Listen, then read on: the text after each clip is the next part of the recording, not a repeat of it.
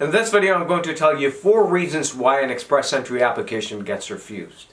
An express entry application may look very easy on the outside, however, a lot of applications get refused every single day. So if you are applying for express entry, you don't want to make these mistakes that I'm about to tell you. The number one reason why a lot of applications get refused are because of incorrect information in the employment letter, employment records, or job offer.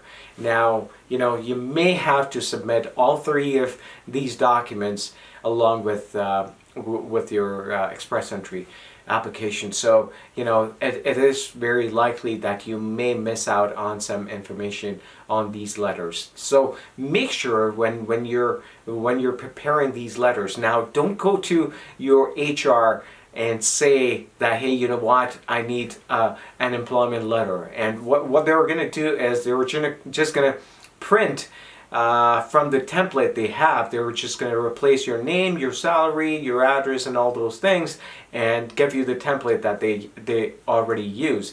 Now that template may not be of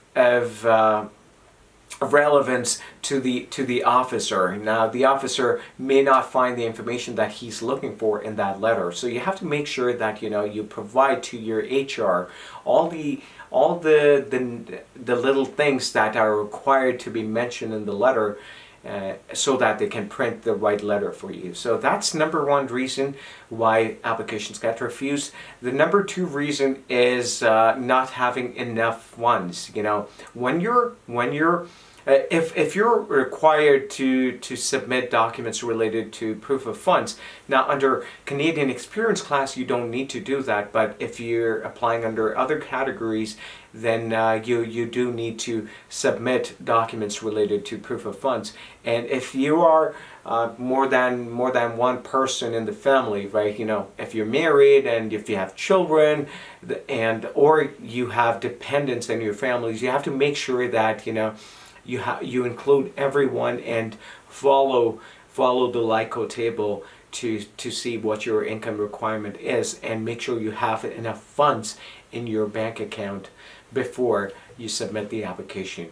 Number 3 reason is not filling out the application properly. Every day I come across cases where people say that, Harminder, I did not include this experience in my study permit application or in my work permit application when I came from India or Pakistan, and now I want to include that in my application. Would I be able to do that? Now that is a very tricky situation. If you haven't mentioned anything in the previous application and you want to mention it now, the officer is going to raise the eyebrows and say, okay, well, what were you thinking when you submitted this application? Well, you could say that, oh, my agent made the mistake. Oh, really? So your agent made the mistake and you did not sign the application form, you did not go through the application form, you were so naive. Now, the officer is going to treat the application like this, right? They are not going to think that, you never went through your application form, you basically, gave all the rights to your agent, and the agent did whatever they could. So that makes a negative impact on your application.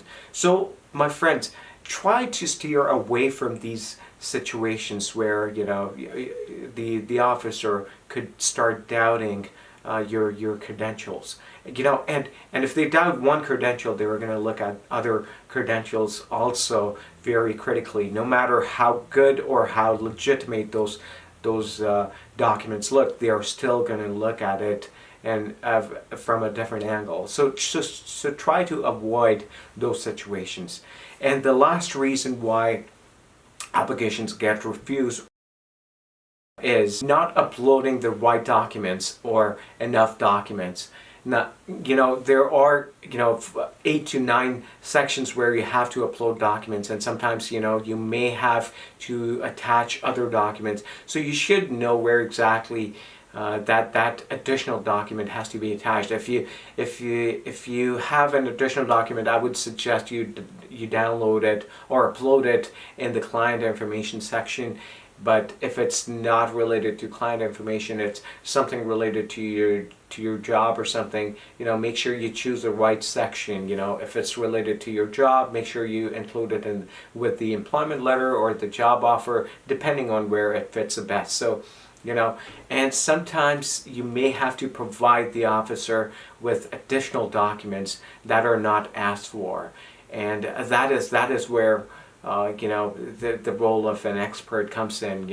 You may not know that you need to upload that document. If you don't do that, then the officer may not get satisfied with the application.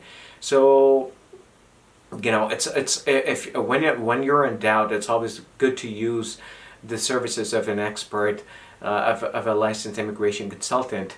And and on top of everything, right? When you add these documents, you want to make sure that you attach a good, nice cover letter explaining all the points that you want the officer to know. If there's something you want the officer to pay attention to, then you want to make sure that you include that in the cover letter. So friends, make sure you follow this